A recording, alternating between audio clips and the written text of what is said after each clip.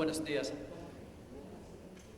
That's almost all. Y eso es todo, señoras y señores, en cuanto a mi castellano se refiere. ¿De acuerdo? Quizás Turning to English. vamos a pasar al inglés, ¿vale? It's very nice to be here. Estoy encantado de encontrarme aquí Pamplona. en Pamplona, y Been around, but not in here. So it's he estado en los alrededores, pero no aquí en Pamplona, y es una ocasión especialísima para mí ver tantas personas que realmente están interesadas en esta cuestión. Bueno, presentations he oído y he escuchado sus presentaciones y yo creo que from Finnish point of view. son muy relevantes desde el punto de vista finlandés también, en todas las situaciones. Veamos, he estado implicado con este tipo de trabajo 2004. desde el año 2004, When there started labor force service centers. cuando los centros de servicios de la fuerza laboral empezaron, LAFOS se llama. Bien, Okay, thank you. Just a minute. disculpen un momento que me pongan el otro micrófono.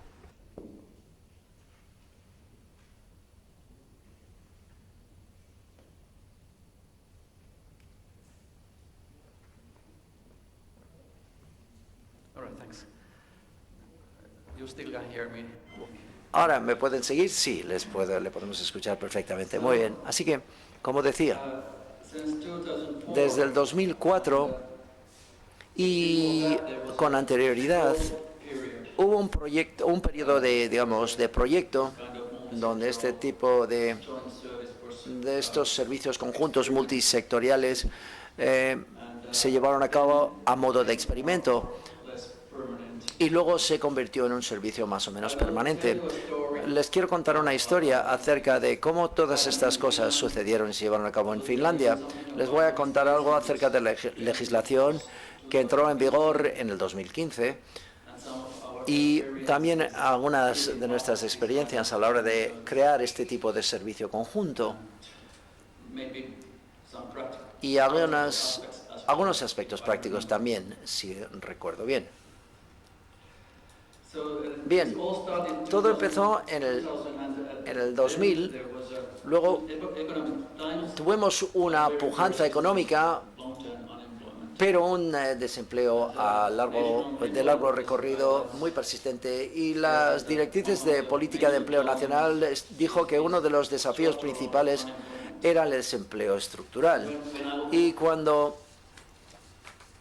Today's situation, me fijo en la situación actual, pues es la misma. La situación en Finlandia, uno de nuestros desafíos principales, una vez más, structural unemployment, es el desempleo estructural y también el desempleo de larga duración. Aunque national government's policy does la política del gobierno nacional that in a very near loop. no lo ha colocado, digamos, como una de sus prioridades. Veamos, Was aún así, recognized that se ha reconocido que existía una cierta necesidad for para una cooperación en profundidad entre authorities and service providers los que proporcionan servicios a nivel gubernamental y municipal y la necesidad de precisar de unos servicios integrados. Bien, at the beginning. al principio de todo esto, el organismo responsable era el Ministerio de Trabajo, In this first phase, y en la primera fase, when labor force service centers cuando los centros de empleo de trabajo, el Ministerio de Trabajo ofreció muchos recursos para estas oficinas de empleo, y por eso of this al principio de todo esto la colaboración fue francamente buena y funcionó bien, porque no era una lucha sources from de conseguir recursos por parte de ninguna parte implicada. municipalities Los municipios tenían que resources, but utilizar sus propios recursos, pero también tienen el derecho tributario, podían cubrir sus recursos en cierto modo con este tipo de aportación tributaria, pero también el Ministerio, mejor dicho, de Bienestar Social, Salud insurance institution y la institución de seguro, aseguradora social de Finlandia, Kela, en Finlandia, proporciona la rehabilitación para ciertos grupos Diana y también para las transferencias de prestaciones sociales a través de Kela. Así que es un elemento importantísimo en esta cooperación. La Asociación de las Autoridades Regionales Locales Finlandesas representa a los municipios, digamos que eran entidades a nivel gubernamental que creaban este partenariado, digamos, en las primeras etapas.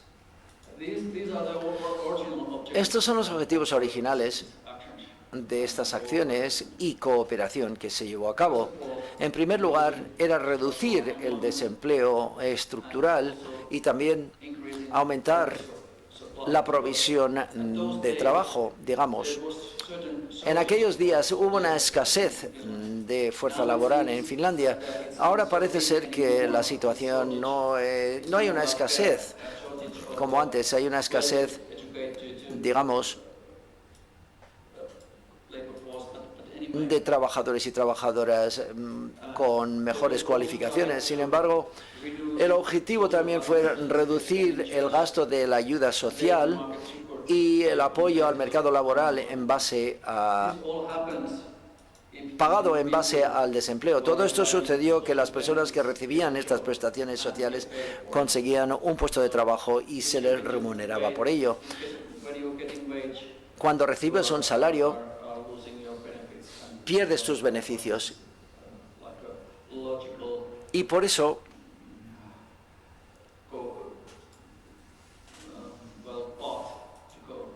nos parece una vía lógica a llevar a cabo. Otro objetivo era aumentar el grado de activación y medidas activas bajo el apoyo del mercado laboral. El apoyo o el soporte al mercado laboral es una prestación de desempleo para aquellas personas que no reciben esos salarios, estas prestaciones basadas en el salario o basados en un seguro, como por ejemplo prestaciones que vienen del sindicato. Digamos, es mucho menor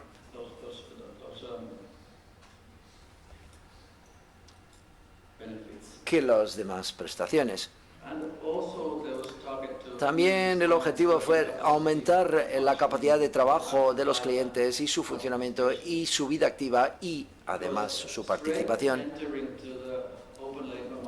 Porque entrar directamente al mercado laboral abierto no es un objetivo fácil para todo el mundo.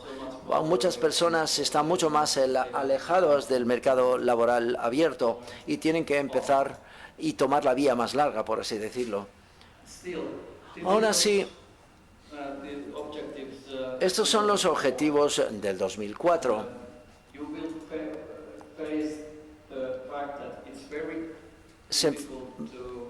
Estarán de acuerdo con el hecho de que es muy difícil medir el avance en cosas de este tipo. Aumentar la capacidad laboral o funcionamiento o la vida activa, es decir, esos valores, por así decirlo, blandos que proceden de las prestaciones a los clientes. Es mucho más fácil contar cuánta gente ha ido a trabajar, etcétera, pero no es suficiente para este grupo de clientes.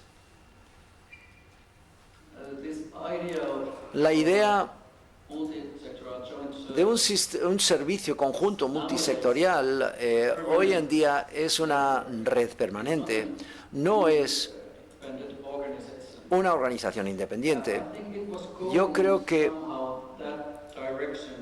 iba en esa dirección durante el periodo de los servicios laborales, pero no a todo el mundo le gustaba, porque se estaba convirtiendo en algo muy intensivo y entonces ahora es una red permanente y no una organización, como ya he dicho. Reúne a los servicios de las tres partes, es decir, los servicios de empleo público, los municipios y la institución del Seguro Social, que se llama KELA, que lo he mencionado antes.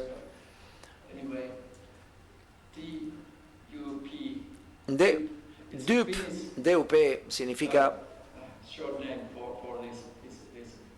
DUP, TIP, creo que se llama. Esto es la promoción de empleo con estos tres elementos. Así que TIP. Veamos, hay un momento en que todas estas partes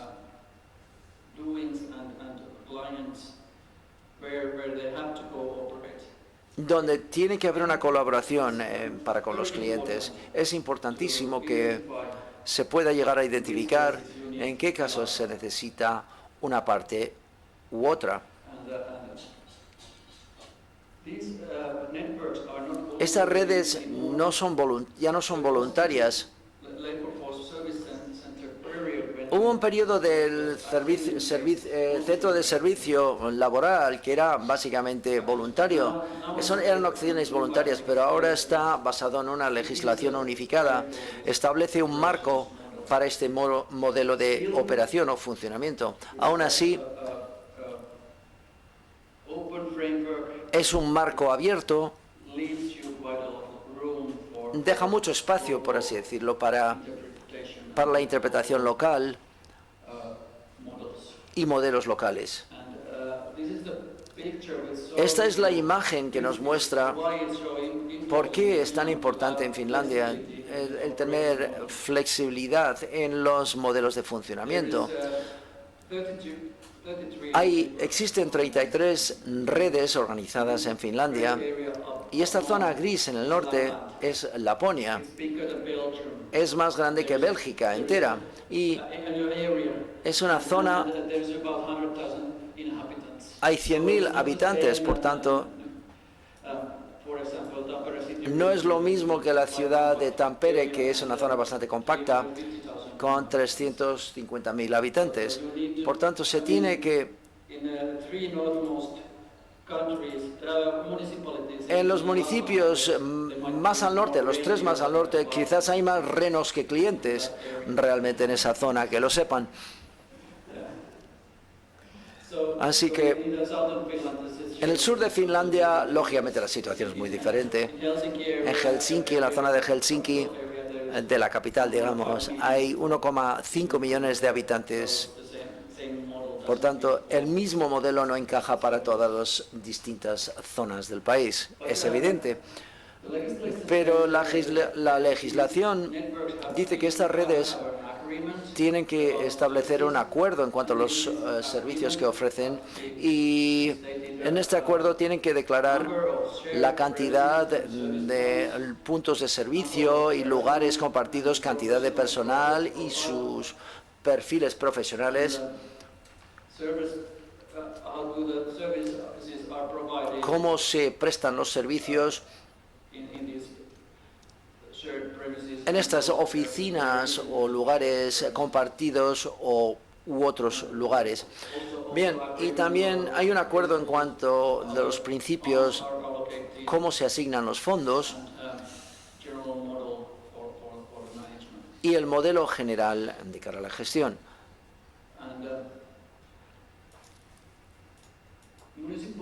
Los municipios nombran un director o directora para esta red.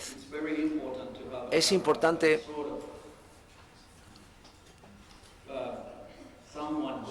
tener a una persona que cuida de toda la red y ver cómo funciona el modelo y tener la autoridad para decir vamos a hacer esto o vamos a hacer lo otro en este momento. Así que en este momento en Finlandia hay del orden de 350.000 personas sin empleo. Hace un par de años se calculaba que 90.000 personas desempleadas necesitaba y precisaba esta clase de servicio. Por tanto, no es un grupo pequeño de personas, sino que es un grupo bastante sustancial, una gran proporción, digamos, de todas las personas desempleadas. Tenemos un sistema de datos conjunto en el TIP, por tanto todas las partes pueden tener acceso a la misma base de datos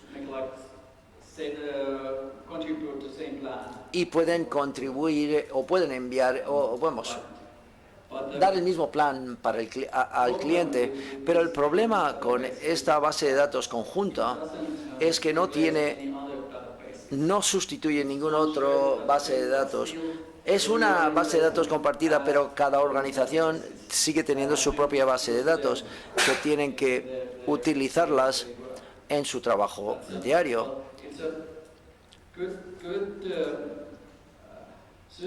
Es un buen sistema para describir los clientes, para crear los planes y hacer un seguimiento a nivel personal. Pero hay mucho trabajo que se podría hacer de manera más fácil si hubiera habido conexiones entre las distintas bases de datos. Y yo creo que ese es el problema, es un problema común con este tipo de sistemas en todo el mundo.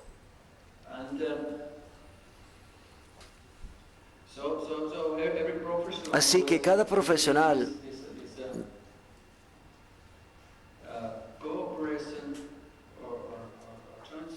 dentro de este servicio conjunto tiene acceso a su propia base de datos y sistemas profesionales. Así que, y la legislación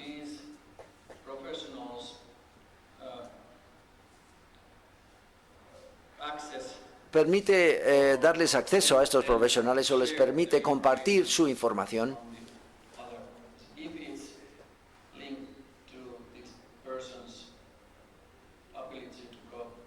si está vinculado con la habilidad de esta persona a entrar en el mercado laboral. Si existe una conexión a la empleabilidad, pues se puede cambiar, pues se puede modificarlo dentro de la colaboración. Es un poco más fácil que si no tuviéramos conexión, porque si no tendríamos que pedirle al cliente, puedes firmar este documento, etcétera, para que pudiéramos facilitar tu información o datos a otras entidades. Pero ahora es más fácil realizar esta tarea. Por supuesto, hay un grupo de dirección local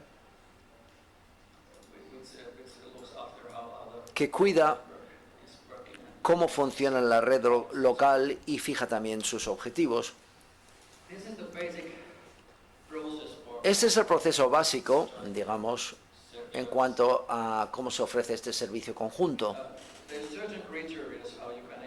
Hay zonas determinadas donde se puede entrar en el servicio. Esto es más bien para personas de desempleo, en desempleo de larga duración que precisan un servicio conjunto multisectorial. El desempleo de larga duración significa que tienes que llevar 12 meses seguidos en situación de desempleo o recibes unas prestaciones sociales o laborales más bajos y esto lo has recibido durante 300 días. Para los jóvenes menores de 25 años, el límite es de 6 meses sin un puesto de trabajo. Así que estos grupos se tienen que evaluar si precisan un servicio conjunto, si necesitan más de una entidad, si necesitan empleo y servicios sociales o servicios de salud o demás servicios y estas prestaciones de los municipios. En Finlandia, en la actualidad, los municipios son responsables de los servicios de salud y servicios sociales. Y la educación, formación profesional y también they can do almost what they want, what they have money for, and they have right for taxation, so they can do many things. But of course they can't raise taxes forever. So it's it's a joke. Yeah. But still, they have lots of measures on the field of employment, which they can do. It's not in legislation, but if they consider that this is a good thing, this should be done in our local situation, they can do that. Okay, and these people come to this multi-sectoral joint service referred from Kela, municipality or public employment services. And then starts the joint services. First step is multi-sectoral assessment. They check out if there is a need for the service. And then if there is a need for the service, they start sort of mapping period, trying to find out what's the client situation, what are those things who prevent going to work, and which are the things or resources which can be used as a stepping points for the person. And this evaluation or mapping phase can take at most 3 months. You can do it, you can outsource it if necessary. There can be health services or working condition checkpoints or whatever. So that it's a realistic view of the client situation. Then multi-sectoral employment plan is the next step. And that have to be done together with municipal authorities and employment service personnel. So at least 2 persons and the client have to be in that because it needs the plan needs that these services from the employment sector and social health and other sectors have to be combined and see how they fit in. So they can be run simultaneously or after one after other service. But there's always multiple services provided for these and steps how to proceed. And then when the plan is ready, then it's quite easy. Just do what it says. Every career case manager knows how easy that is. When you write down in the plan that this should go to a work tryout or something, just go. No, doesn't happen that way. It really requires hard work from our personnel, and also because of course it's also client's responsibility to do his or her best to enter these services, but the multi-sectoral joint service have to organize, so it's possible really to fulfill the plan, and also follow up how it's done and are the goals achieved, and if not, what next. So there is always the review phase of the plan, and if they rewrite it or then it's again the carrying out, or if the need of multi-sectoral services is if there is no more need for that, usually a client returns to other services or went to work or studies. So this is the basic procedure for it. And personnel who are working in this joint service, there's the basic personnel is like social workers and employment service experts, healthcare nurses, and case managers, psychologists, and most of the other services are outsourced.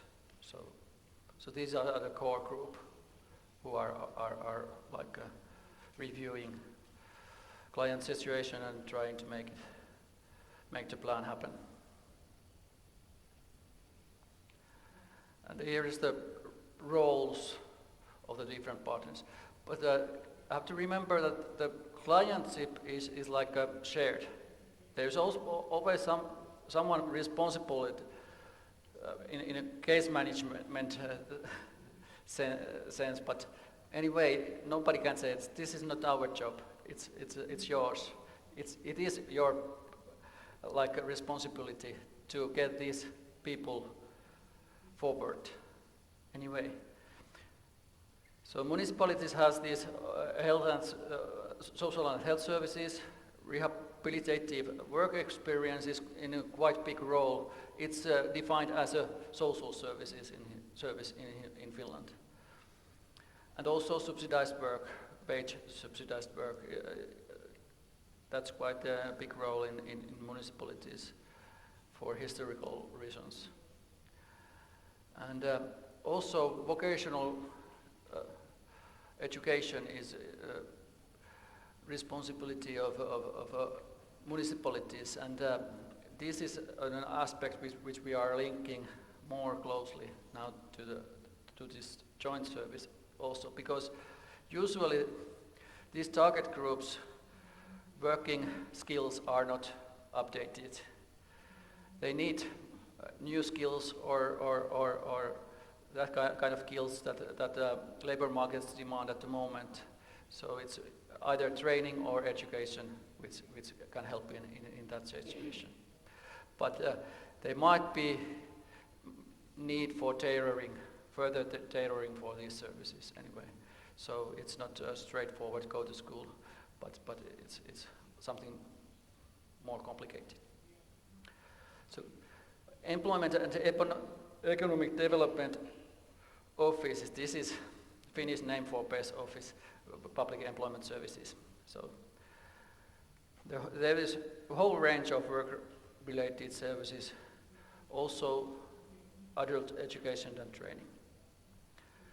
And this Kela, this National Insurance Institution, has vocational rehabilitation and some income issues also. And NGOs and private companies are partners and service providers. And without them, we don't have anything to offer to these people, so we need them. There's hardly any of this target group who can be helped sitting in the office and talking about several issues every now and then. They have to be active and involve some sort of doing, learning, or social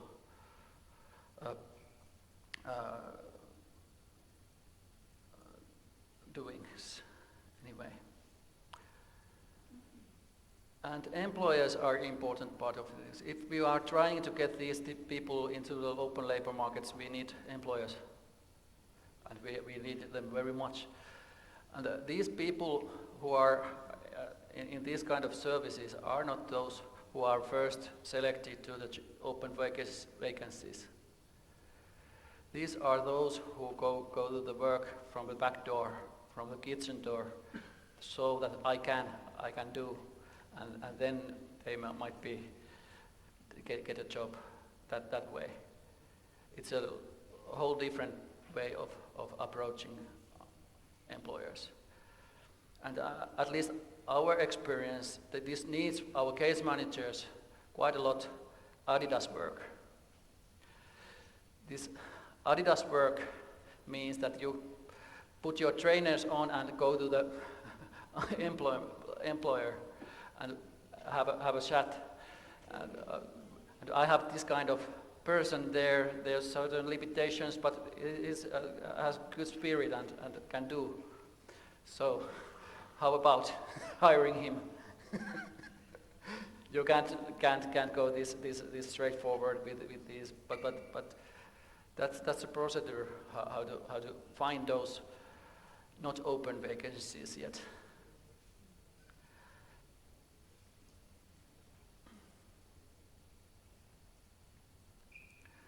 So what do? We try to keep the job seekers active and in a good ability to work so that firms can employ them.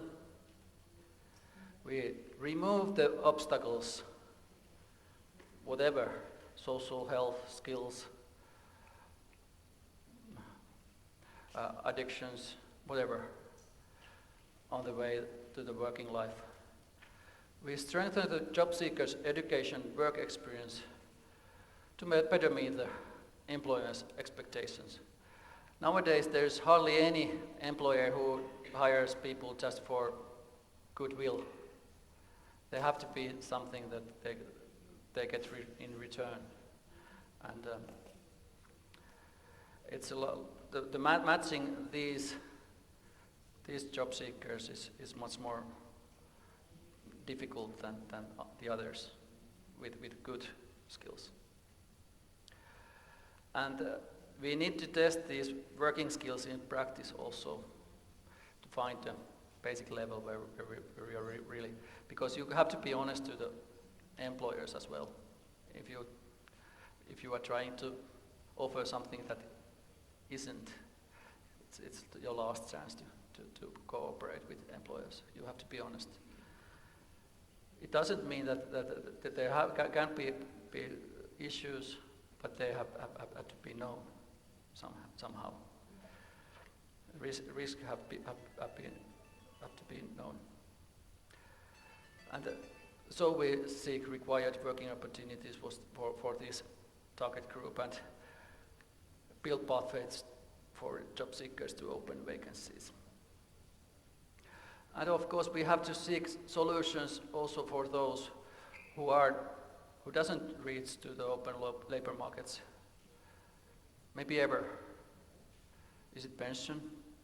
For some it is, and some of them stay in the intermediate labor markets, working in an NGOs or somewhere like that for longer periods.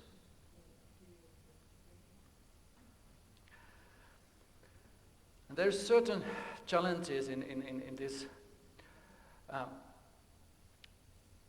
working in partnership, and some of these we have overcome, but it's an amazing thing that every time you ask for those people who are working actually in a client, next to the client, they enjoy doing it together.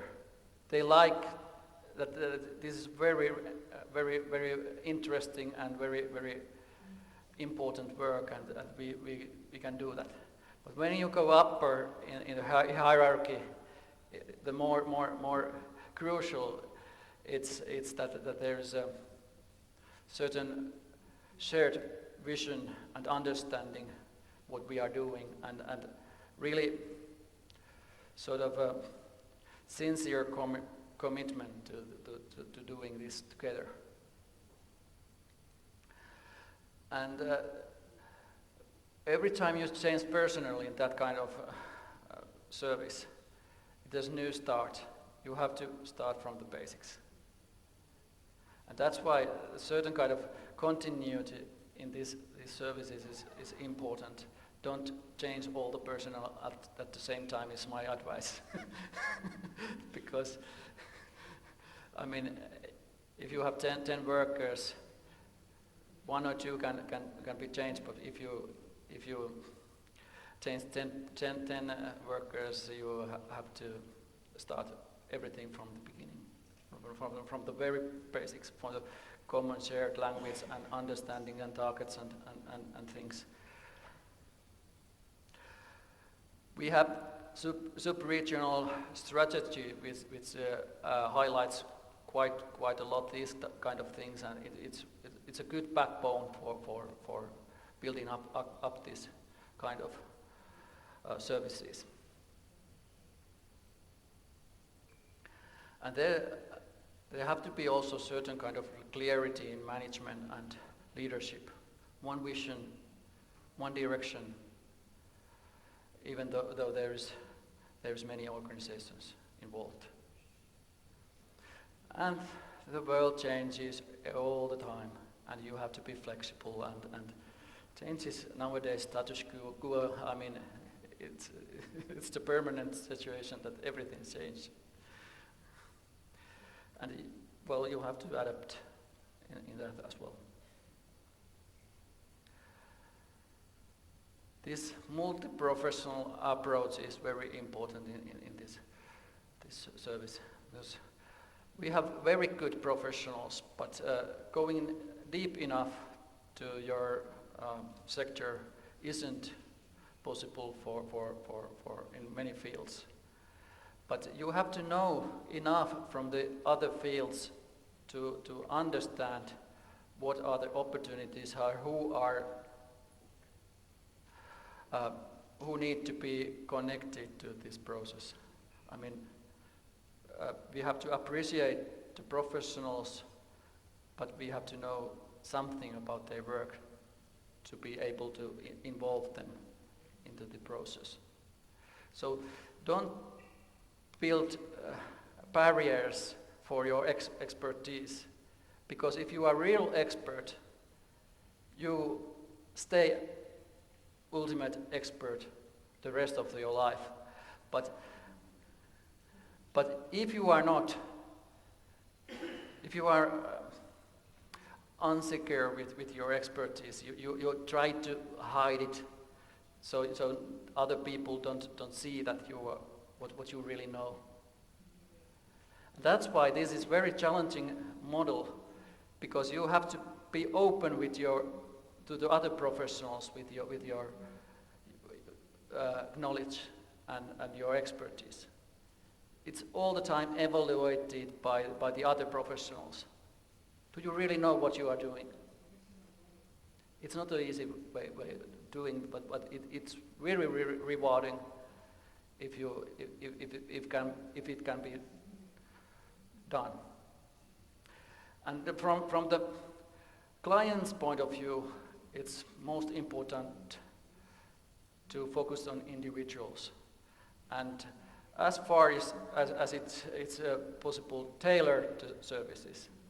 It doesn't always have to be big change, but small tailoring makes things much smoother. If we have a very like mechanic model, it doesn't fit to this client group very well. They get like excluded from the services.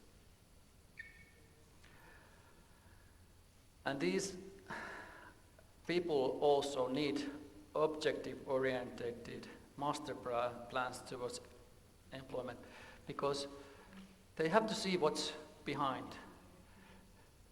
It's not the coming train what's in the tunnel, but it's light.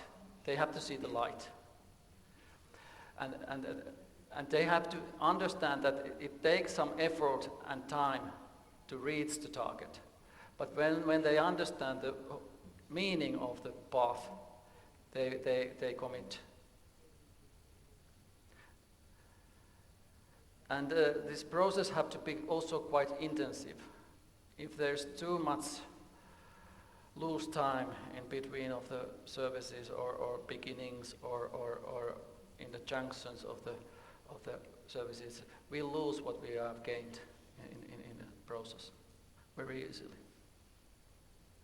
And that's why the case managers or whoever is coordinating the process, his role is very important.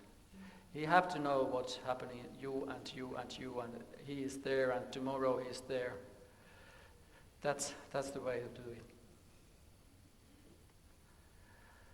And it helps a lot if you have a wide range of different kind of measures where to guide the client.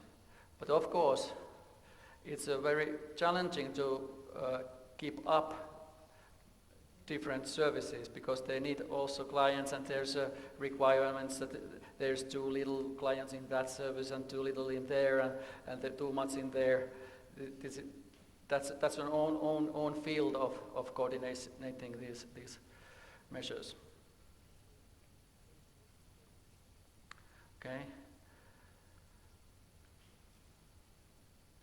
And if you outsource the services, don't leave them be.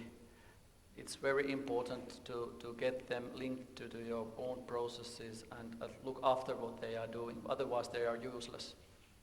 That's my opinion.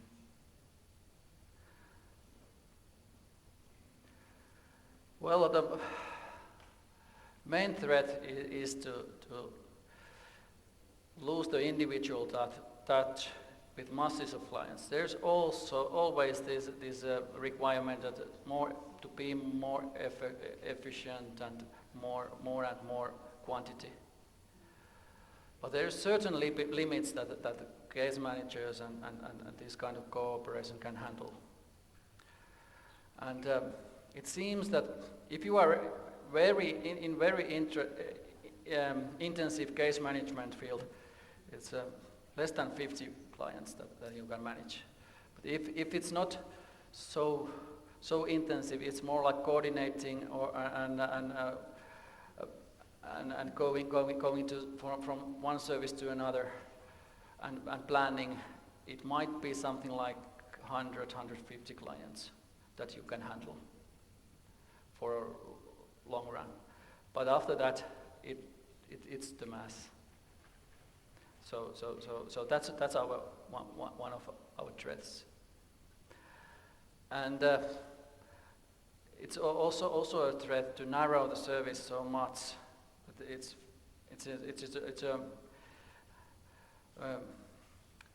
doesn't really fit to anybody anymore. It's an average person, but there's no average person, I will assure, in this group. There is some, you can count on averages, but there is no single person who is average in this group.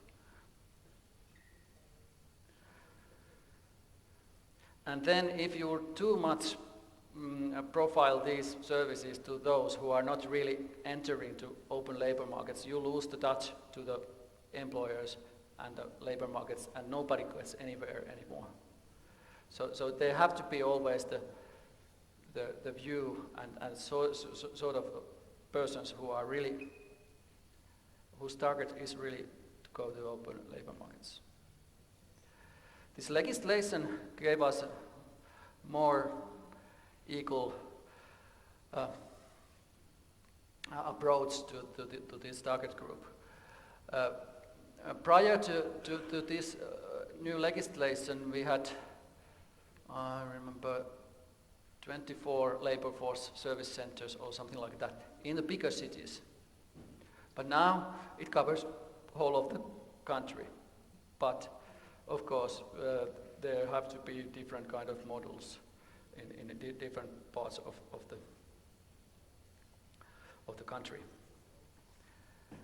And there is a prospect to strengthen the role of municipalities in here, and it might be a good idea to make it more easy to avoid silos. This is all about silos, these combined services, because we can build silos inside the municipalities as well. It's very easy, but there is if there is a strong will, it can be overcome more easily than between different authorities. And there is a good point, but that this legislation gives room for different kind of solutions. So you can meet the local challenges. Even in the Tampere city region, there is a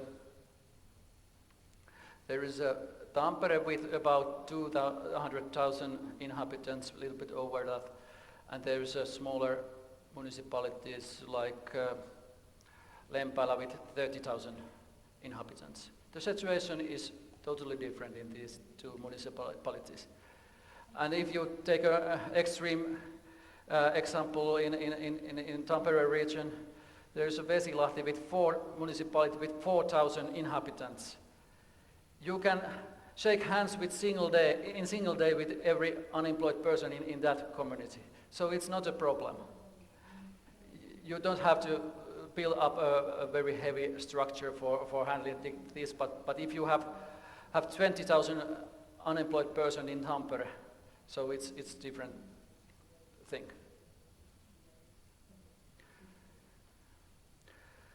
And to smoothen the process and get these services linked together, will make it possible to take best advantage of the current, always limited resources.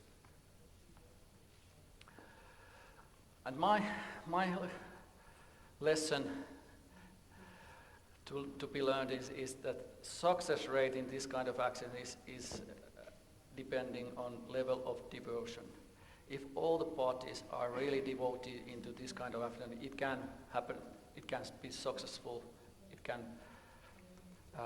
bring something that nobody can do alone.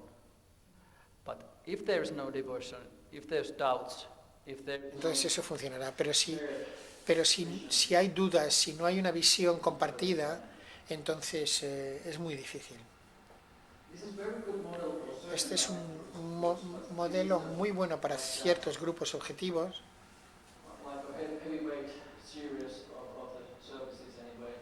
pero es como el peso pesado de los servicios. No es un modelo para todos. La mayor parte de las personas no necesitan este tipo de servicios. Pueden funcionar con unos servicios más ligeros. Y trabajar en este tipo de estructura de red también significa que necesita también una serie de destrezas de gestión. No es como una actividad que es más como negociar, razonar y crear nuevas redes y tratar de tener personas que están dedicadas a socios que están dedicados a este tipo de trabajo. Y es bueno saber que la legislación por sí misma no resuelve los problemas de las colaboraciones. Esto no se consigue legislando. Pero si no hay dedicación, entonces se puede estropear una buena legislación.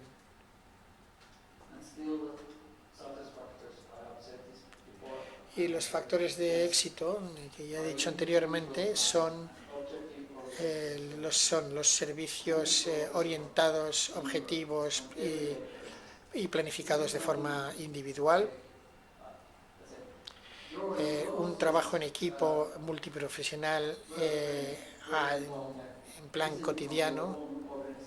La persona con la que estás trabajando no es de tu propia organización, es de otra organización. Y siempre tienes que desarrollar la capacidad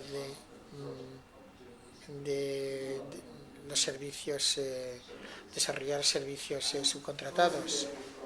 Y también hay que desarrollar una colaboración a fondo con los empleadores. Y muchas gracias.